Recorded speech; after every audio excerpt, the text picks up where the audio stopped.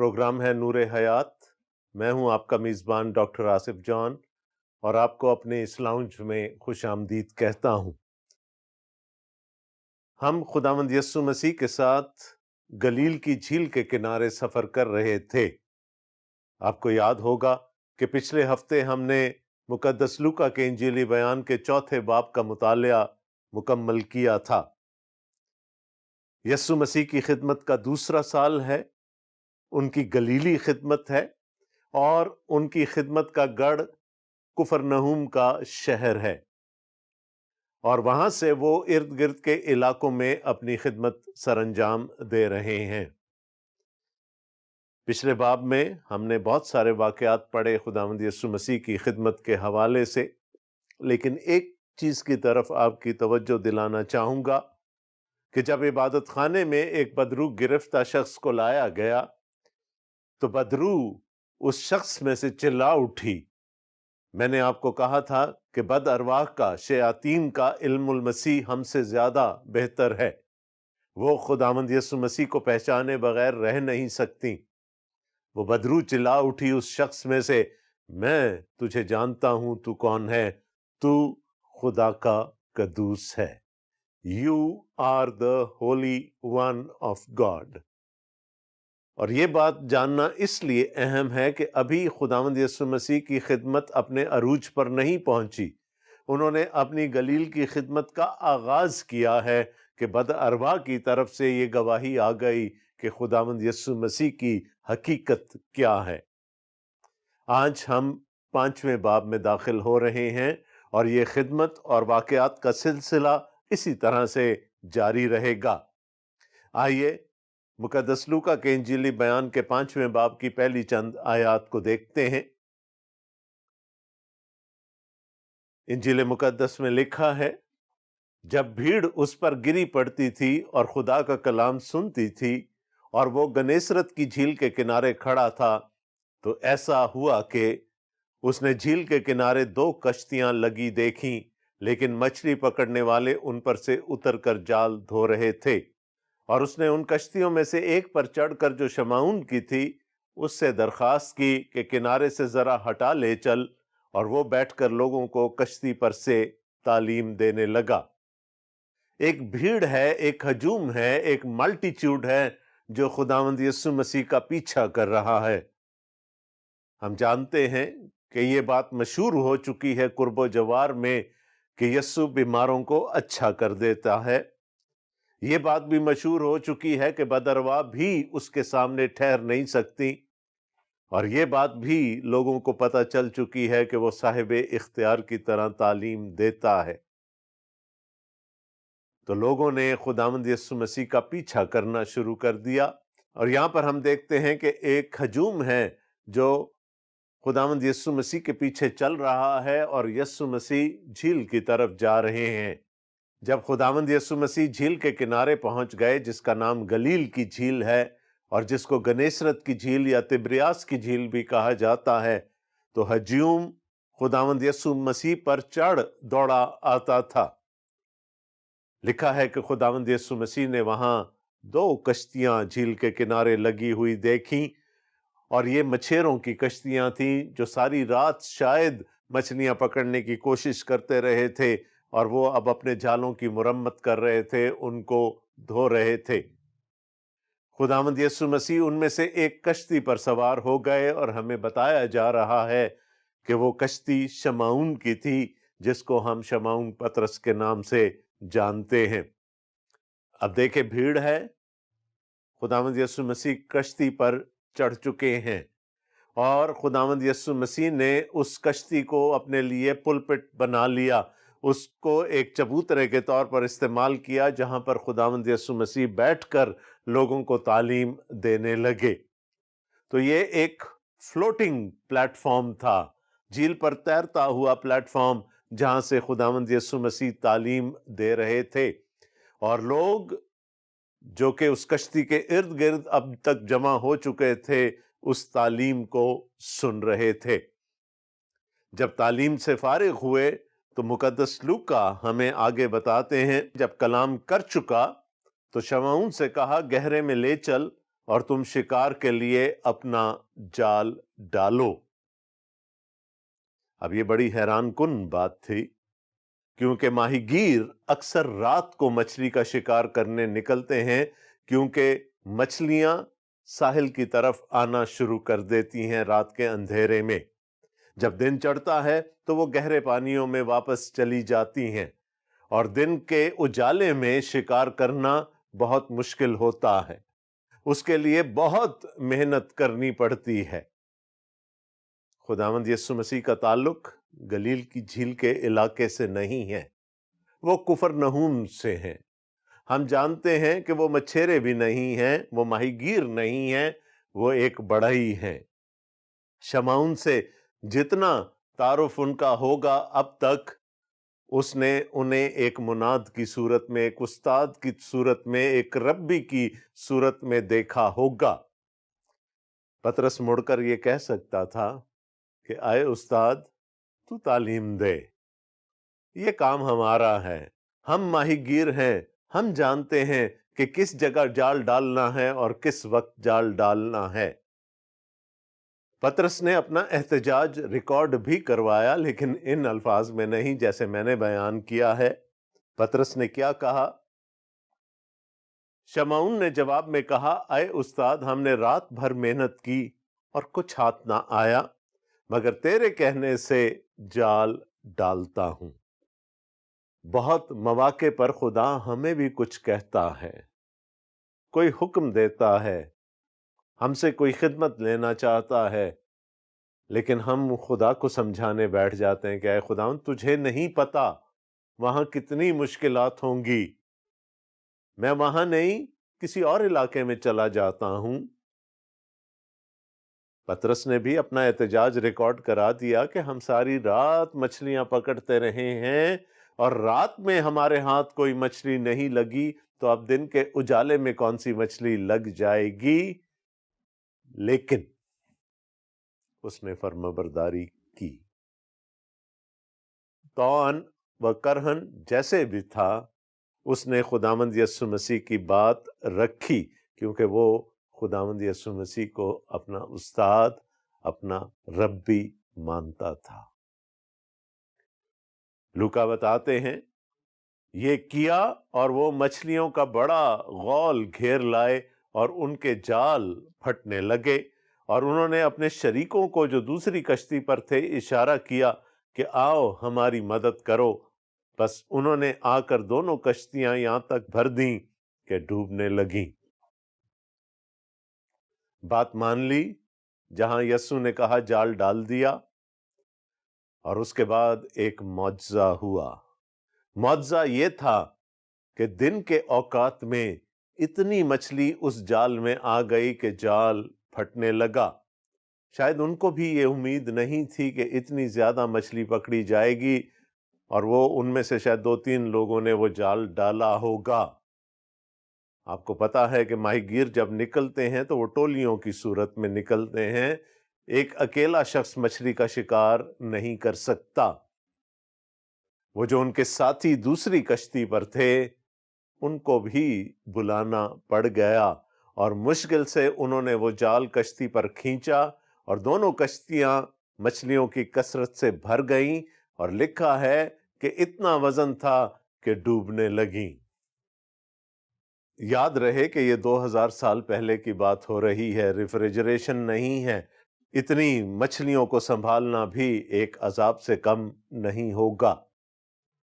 بہرحال خداوند یسوع مسیح کے حکم پر جال ڈالا گیا، اور اس قدر کثرت کا شکار ہاتھ لگا کہ وہ سب لوگ دنگ رہ گئے۔ اب ہونا کیا چاہیے تھا؟ پطرس کا رد عمل کیا ہونا چاہیے تھا؟ ایک فطری رد عمل تو یہ ہونا چاہیے تھا کہ پطرس بول اٹھتا کہ اے خداوند، تو کل بھی آ جانا، تاکہ پھر ہماری کشتیاں مچھلیوں سے بھر جائیں اور ہمارا کاروبار اچھے انداز سے چلنے لگے۔ لیکن پطرس نے کیا کہا؟ لوکا بتاتے ہیں شمعون پطرس یہ دیکھ کر یسوع کے پاؤں میں گرا اور کہا، اے خداوند، میرے پاس سے چلا جا، کیونکہ میں گنہگار آدمی ہوں۔ کتنا غیر فطری سا رد عمل ہمیں لگ رہا ہے۔ ایک شخص جس نے آپ کی مدد کی، مچھلی کا شکار کرنے میں آپ کی مدد کی، پطرس اسے کہہ رہا ہے کہ اے خداوند مجھ سے دور چلا جا کیونکہ میں گنہگار ہوں۔ سب سے پہلے دیکھیے کہ لکھا ہے وہ اس کے قدموں میں گر گیا۔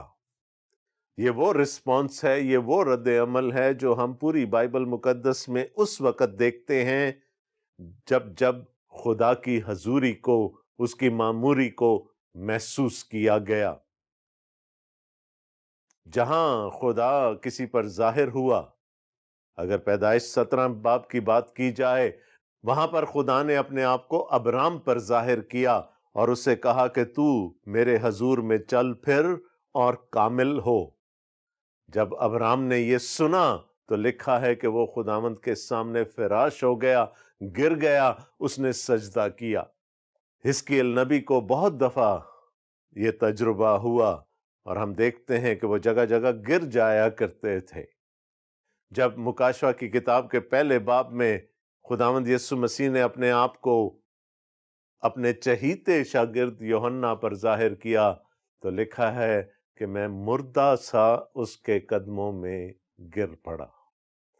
تو جہاں خدا اپنے آپ کو ظاہر کرتا ہے، جہاں پر الوہیت اپنے آپ کو ظاہر کرتی ہے، وہاں انسان کا فطری رد عمل یہ ہوتا ہے کہ وہ گر جاتا ہے، وہ کھڑا نہیں رہ پاتا، وہ خدا کے قدموں میں گر جاتا ہے، سجدہ کرتا ہے۔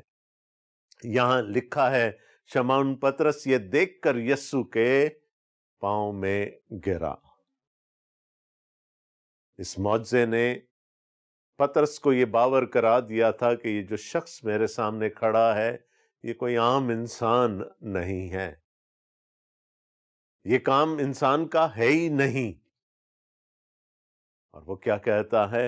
اے خداوند، اے میرے مالک۔ شاید ابھی تک اس نے مسیح کے طور پر نہیں جانا یسوع کو، لیکن وہ پھر بھی کہتا ہے اے میرے مالک، اے میرے خداوند، میرے پاس سے چلا جا کیونکہ میں گنہگار آدمی ہوں۔ جب میں یہ آیت پڑھتا ہوں تو مجھے وہ واقعہ پرانے عہد کا یاد آ جاتا ہے کہ جب 3 دن تیاری کے بعد موسیٰ بنی اسرائیل کی پوری جماعت کو کوہ سینا کے پاس لے کر گیا تاکہ خدا ان سے براہ راست ہم کلام ہو سکے، تو وہاں لوگوں نے خدا کی آواز کو سنا، بادلوں کو دیکھا، چمک دیکھی، گرج سنی، کرنا کی آواز تھی جو بلند ہوتی چلی جا رہی تھی، اور اس دوران خدا اپنے لوگوں پر ظاہر ہوا۔ اور اس کے بعد بھی کہنا تو یہ چاہیے تھا لوگوں کو کہ ہمیں بہت مزہ آیا، اے موسیٰ ہمیں روز تو یہاں لے کر آیا کر خداوند کی حضوری میں، لیکن انہوں نے بھی اپنے ہاتھ جوڑ لیے کہ آئندہ ہمیں زندہ خدا کی حضوری میں نہ لانا ورنہ ہم مر جائیں گے۔ تو خدا کی بات سننا اور ہم تک پہنچا دینا، اور جو تو ہم سے کہے گا وہ ہم کر لیں گے، لیکن آئندہ ہمیں کبھی خدا کی حضوری میں نہ لے کر آنا۔ میں ہمیشہ یہ کہا کرتا ہوں کہ ایک پاک خدا اور ناپاک انسان، this is a lethal combination۔ جہاں جہاں کوئی ناپاک انسان پاک خدا کے سامنے آئے گا مر جائے گا، کیونکہ اس کی پاکیزگی کی تاب فرشتے نہیں لا سکتے، تو گنہگار انسان کیا تاب لائیں گے؟ موسیٰ نے کہا تھا میں تیرا جلال دیکھنا چاہتا ہوں، خدا نے کہا کوئی انسان میرا چہرہ دیکھ کر زندہ نہیں رہے گا۔ Lethal combination, deadly combination. اور یہ تو خدا کی قدرت ہے کہ وہ اتنا پاک ہونے کے باوجود ناپاک لوگوں میں، خیمہ اجتماع میں اور یروشلم کی ہیکل میں رہتا رہا، اور پھر خداوند یسوع مسیح کی صورت میں انہی ناپاک لوگوں میں ظاہر ہو گیا۔ یہ خدا کی قدرت تھی۔ لیکن یہ ڈیڈلی کمبینیشن ہے. چاہے پطرس کو پوری طرح سے احساس نہیں ہوا ہوگا کہ یہ کون ہے، تو بھی اس کو نظر آیا کہ کسی صورت میں الوہیت میرے سامنے ہے. I am facing divinity. اور جو دوسرا احساس انسان کو ایسی صورت میں ہوتا ہے وہ اپنے گناہ کا ہوتا ہے، اپنی ناپاکی کا ہوتا ہے.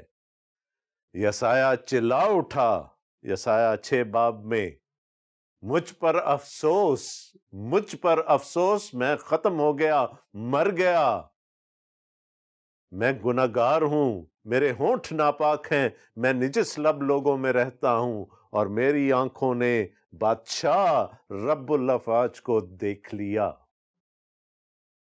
تو یہ احساس بھی ایک فطری رد عمل ہے. جب جب ہمارا سامنا الوہیت سے ہوتا ہے، ڈیوینٹی سے ہوتا ہے، تو اسی قسم کا رد عمل سامنے آتا ہے.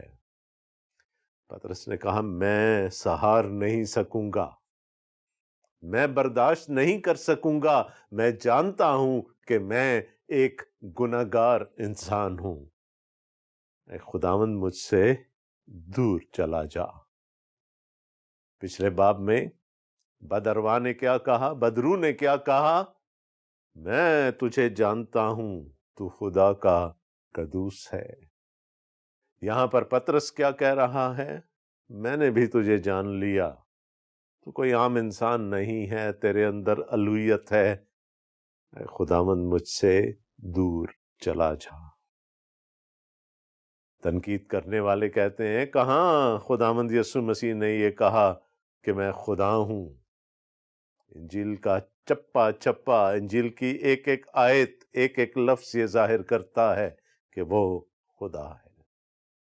مقدس لوکا ہمیں اس کی توجیہ دینے کی کوشش کرتے ہیں، اور وہ کہتے ہیں کیونکہ مچھلیوں کے اس شکار سے جو انہوں نے کیا، وہ اور اس کے سب ساتھی بہت حیران ہوئے. چاہے دوسرے ساتھی اس نتیجے پر نہیں پہنچے جس پر پطرس پہنچ چکا تھا، لیکن وہ سب حیران تھے. They could not comprehend. اور ویسے ہی زبدی کے بیٹے یعقوب اور یوحنا بھی جو شمعون کے شریک تھے حیران ہوئے. تو یہاں ہمیں 3 اولین شاگرد خداوند یسوع مسیح کے نظر آ گئے، شمعون، یعقوب اور یوحنا. وہ دونوں بھائی تھے، زبدی کے بیٹے تھے، اور وہ شمعون کے ساتھ اس کے اس جو بھی اس کا فشنگ کا جو کاروبار تھا اس میں شریک تھے. یسوع نے شمعون سے کہا خوف نہ کر.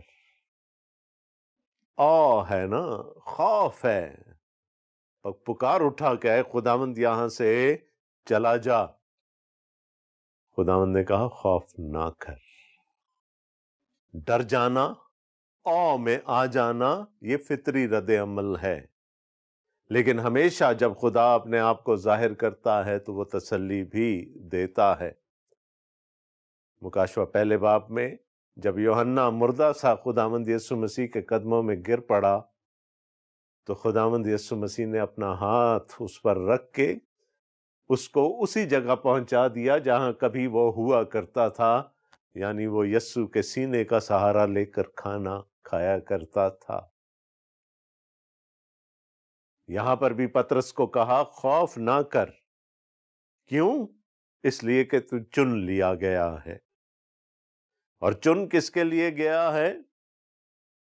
اب سے تو آدمیوں کا شکار کیا کرے گا. تو چن لیا گیا ہے کہ اب تو شاگرد بنائے گا، تو دوسروں کو مجھ تک لے کر آئے گا. اب سے تو ماہی گیر نہیں رہے گا، بلکہ تو آدم گیر بن جائے گا. You will become fisher of men. تو دوسروں کو مجھ تک لانے کا وسیلہ بنے گا. یہی پطرس تھا جو یہاں خداوند یسوع مسیح کے قدموں میں گرا، جو جب پینتیکوست کے دن کھڑا ہوا روح القدس کی قدرت میں، تو لکھا ہے 3000 لوگ خداوند یسوع مسیح پر ایمان لے آئے. ایک عام ماہی گیر آدمگیر بن گیا۔ وہ کشتیوں کو کنارے پر لے آئے اور سب کچھ چھوڑ کر اس کے پیچھے ہو لیے۔ اس وقت کے لوگ جو کبھی کسی ربی کو اپنا استاد چن لیا کرتے تھے تو وہ اپنا کاروبار نہیں چھوڑتے تھے، وہ اپنی کمائی کا ذریعہ نہیں چھوڑتے تھے، بلکہ جہاں کہیں ان کو معلوم ہوتا تھا کہ وہ ربی تعلیم دینے والا ہے وہاں پہنچ جایا کرتے تھے۔ لیکن اس ربی کے پیچھے چلنے کی شرائط کچھ اور تھیں۔ ان میں سے ایک شرط یہ تھی کہ اپنی پرانی زندگی چھوڑ دی جائے، اپنا پرانا کام کاج چھوڑ دیا جائے اور فل ٹائم منسٹری شروع کی جائے۔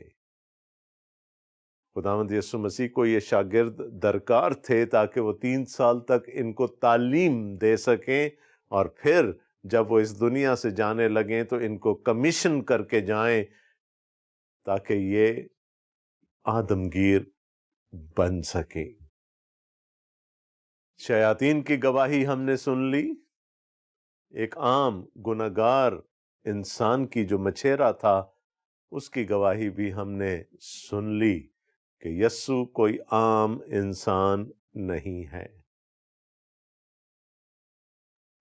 سفر جاری ہے خداوند یسوع مسیح کا۔ ایک واقعہ ہو گیا، اب آئیے دیکھتے ہیں کہ مقدس لوکا ہمیں اور کیا بتانا چاہ رہے ہیں۔ مقدس لوکا کا انجیلی بیان اس کا 5واں باب اور اس کی 12ویں آیت سے لکھا ہے، جب وہ ایک شہر میں تھا تو دیکھو کوڑھ سے بھرا ہوا ایک آدمی یسوع کو دیکھ کر منہ کے بل گرا اور اس کی منت کر کے کہنے لگا، اے خداوند، اگر تو چاہے تو مجھے پاک صاف کر سکتا ہے۔ ایک کوڑی منظر عام پر آ گیا۔ لکھا ہے کہ خداوند یسوع مسیح ایک شہر میں داخل ہوئے تو وہاں پر کوڑھ سے بھرا ہوا یہ شخص خداوند یسوع مسیح کے پاس آ گیا۔ کوڑھ ایک بیماری ہے، لیپرسی، یہ ایک انفیکشن ہے، ایک خاص قسم کے جراثیم سے ہوتا ہے، اور یہ جا کر انسان کے نروس سسٹم کو تباہ کر دیتا ہے۔ جب کسی کو کوڑھ ہو جاتا ہے تو اس کے جسم کے حصے سن ہونے لگتے ہیں۔ مثال کے طور پر جیسے اگر انگلیاں سن ہو گئیں، اس کو درد محسوس نہیں ہوگا۔ اب اگر وہ انگلی آگ میں چلی گئی یا اس پر چوٹ لگ گئی اس کو پتہ نہیں چلے گا۔ اور ہوتا کیا ہے کہ یہ جراثیم ہماری نسوں کے ساتھ ساتھ ہمارے جسم میں جو کرکری ہڈی ہوتی ہے، کارٹیلیج ہوتا ہے، اس کو بھی اٹیک کرتا ہے۔ تو لوگوں کے کان گر جاتے ہیں، ناک گر جاتی ہے، آنکھوں کے پپوٹے ختم ہو جاتے ہیں، مریض بدنما ہو جاتا ہے، بدہیت ہو جاتا ہے، اسے بو آنے لگتی ہے اس کے زخموں سے، اور لوگ اس سے نفرت کرتے ہیں۔ آج بھی جذام کوڑھ پایا جاتا ہے، آج اس کا علاج بھی ہے، لیکن اس کا علاج بہت طویل ہے۔ نہ صرف یہ کہ پہلے ان جراثیم سے نجات حاصل کرنی ہے، لیکن اس کے بعد جسم کے جو حصے بگڑ چکے ہیں، بدنما ہو چکے ہیں، ان کو ٹھیک کرنے میں، ان کو ان کے شیپ میں واپس لانے میں سالوں لگ جاتے ہیں۔ اس زمانے میں کوڑھ کا کوئی علاج نہیں تھا۔ یہ ایک چھوت کا مرض ہے جو ایک دوسرے سے لگ سکتا ہے۔ جب کسی کو کوڑھ ہو جاتا تھا تو وہ کاہن کے پاس جاتا تھا۔ جب کاہن اس بات کی تصدیق کر لیتا تھا تو پھر وہ پہلے اس کو اس کے گھر سے، پھر خدا کے گھر سے، خدا کے لوگوں کی جماعت سے، اور پھر شہر سے باہر نکال دیا کرتا تھا۔ کوڑی شہروں میں نہیں رہ سکتے تھے، وہ شہر سے باہر گھاٹیوں میں کالونیز بنا کر رہا کرتے تھے۔ کوئی ڈر کے مارے کوڑی کے قریب نہیں جاتا تھا، اس کو چھوتا نہیں تھا۔ اگر کوڑی کو اپنی کسی ضرورت کے لیے شہر میں آنا ہے تو وہ اپنے آگے گھنٹا بجایا کرتا تھا، اور زور زور سے پکارا کرتا تھا، ناپاک ناپاک، تاکہ لوگ راستہ چھوڑ دیں اور وہ اپنا کام کر کے چلا جائے۔ اور جو سب سے عجیب بات اس زمانے میں کوڑ کے ساتھ وابستہ تھی وہ یہ تھی کہ یہ بیماری روحانی بھی ہے، اس کو گناہ سے منسوب کیا جاتا تھا۔ عزیہ بادشاہ نے جب خدا کی ہیکل میں بخور جلانا چاہا اور بخور کی طرف اپنا ہاتھ بڑھایا تو لکھا ہے اسی وقت اس کے ماتھے پر کوڑ نمودار ہو گیا۔ تو کہا یہ جاتا تھا کہ کوڑ گناہ کی وجہ سے ہوتا ہے، لیکن اگر گناہ کی وجہ سے ہوتا تو پھر تو دنیا میں سب ہی کوڑی ہوتے، لیکن جن کو نہیں تھا وہ اپنے آپ کو زیادہ راست باز سمجھتے تھے اور کوڑیوں کو گناہگار جانا جاتا تھا، ان کو ناپاک کہا جاتا تھا، وہ خدا کی ہیکل میں داخل نہیں ہو سکتے تھے۔ یہ کوڑی نہ جانے کہاں سے خداوند یسوع مسیح کے سامنے آ گیا، اور جب اس ہجوم نے جو خداوند یسوع مسیح کے ساتھ چلتا تھا کوڑی کو دیکھا ہوگا تو وہ ایک دم پیچھے ہو گئے ہوں گے، اور شاید اپنے دلوں میں اس کو برا بھلا بھی کہہ رہے ہوں کہ یہ کوڑی کیسے اتنا قریب آ گیا خداوند یسوع مسیح کے،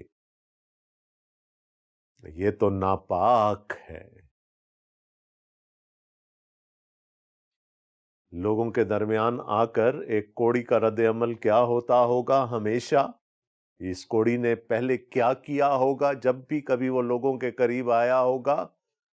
ناپاک ناپاک چلا اٹھا ہوگا، مجھ سے دور ہو جاؤ، میں ناپاک ہوں، میں جسمانی طور پر بھی ناپاک ہوں اور روحانی طور پر بھی ناپاک ہوں۔ اس زمانے میں کوڑ لا علاج تھا، یہ سمجھا جاتا تھا کہ اگر کوڑ سے شفا مل سکتی ہے تو صرف خدا ہی شفا دے سکتا ہے، انسان کے بس میں یہ بات نہیں تھی۔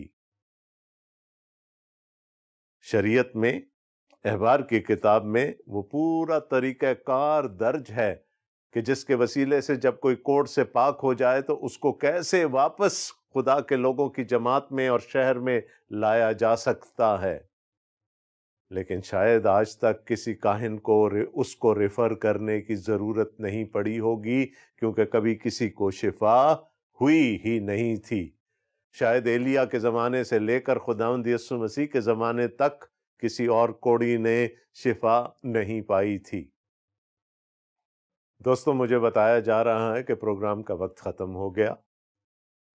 ابھی تو ہم نے کوڑ کے بارے میں اور اس کوڑی کے بارے میں بہت کچھ کہنا ہے، اس نے کیسے شفا پائی یہ بھی دیکھنا ہے، لیکن اس کے لیے ہمیں اگلے ہفتے تک کا انتظار کرنا پڑے گا، پروگرام نور حیات کی اگلی قسط کا انتظار کرنا پڑے گا۔ میری یہ دعا ہے کہ خداوند ہمیں اپنے حفظ و امان میں رکھے، ہمارے لیے آسانیاں پیدا کرے اور ہمیں یہ توفیق دے کہ ہم بھی خداوند یسوع مسیح کے سامنے جھک کر اس کی الوہیت کا اقرار کر سکیں۔ آمین۔ اگلے پروگرام تک کے لیے اپنے میزبان ڈاکٹر آصف جان کو اجازت دیجیے۔ خدا حافظ۔